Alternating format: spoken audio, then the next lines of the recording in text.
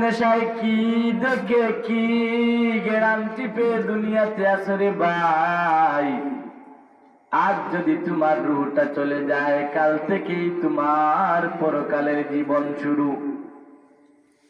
আর আমল করার কোনো সুযোগ নাই।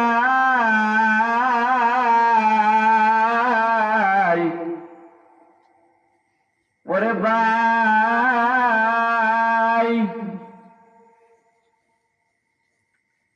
বেনামাজির কি অবস্থা হইবে রে ভাই।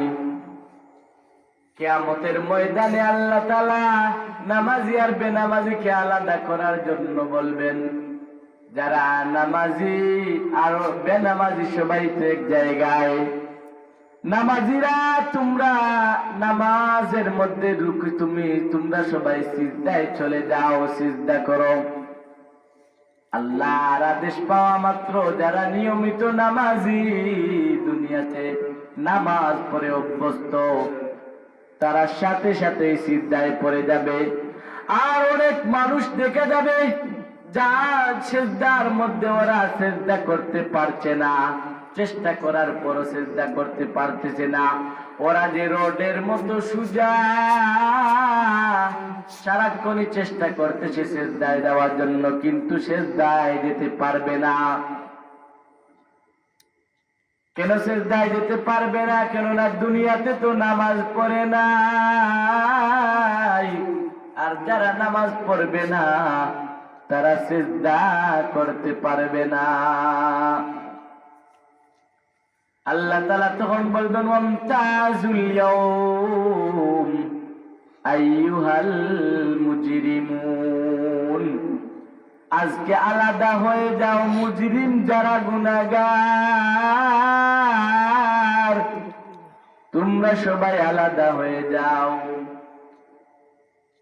তখন মুজরিম যারা গুনাহগার তারা আলাদা হয়ে যাবে। আল্লাহ তাআলা সালাম দেওয়ার পরে এই কথা বলবেন। প্রথমে সবার উদ্দেশ্যে বলবেন, সালাম আওলাম মির রাব্বির রহিম।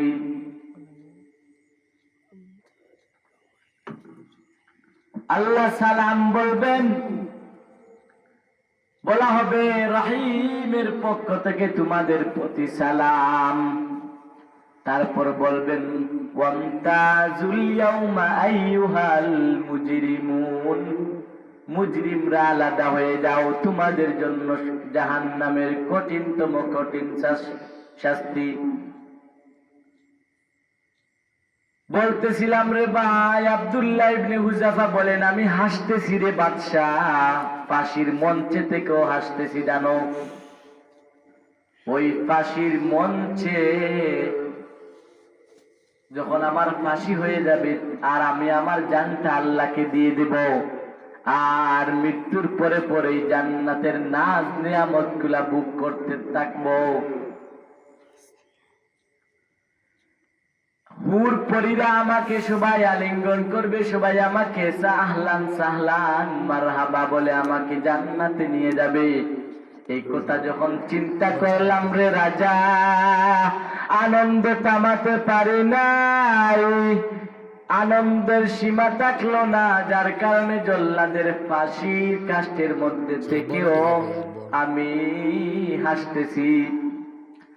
রাজা বলে, ও বেশি পিরাকি দেখাইতেছে, ওকে এভাবে মারলে হবে না, কিছুক্ষণের মধ্যে ওর জান চলে যাবে, ওকে কঠিনতম কঠিন শাস্তি দিতে হবে।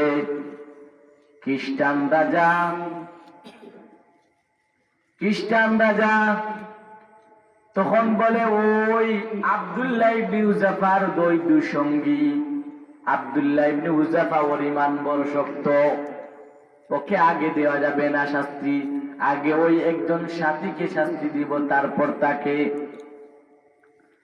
বাদশাহ আদেশ দিল, বড় একটি বাসন, একটি ডেগের মধ্যে, বড় একটি পাত্রের মধ্যে তৈল রাখো, তৈলগুলাকে আগুন দিয়ে জাল দিতে থাকো, আগুন দিয়ে জাল দিতে থাকো, জাল দিতে দিতে আগুন দিয়া আগুনের গরমে গরম হইতে হইতে তৈলগুলা যখন ভাত যখন ফুটে যখন মার উতরাইতে থাকে, এরকম যখন লাফালাফি করবে তো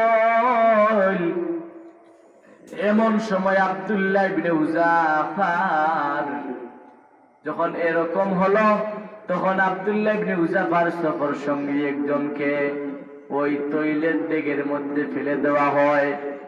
ফেলে দেওয়ার সাথে সাথে মুহূর্তের মধ্যে শরীর থেকে সমস্ত চামড়া মাংস সব ম্লান হয়ে গেলে শুধু কঙ্কাল বেঁচে থাকলো।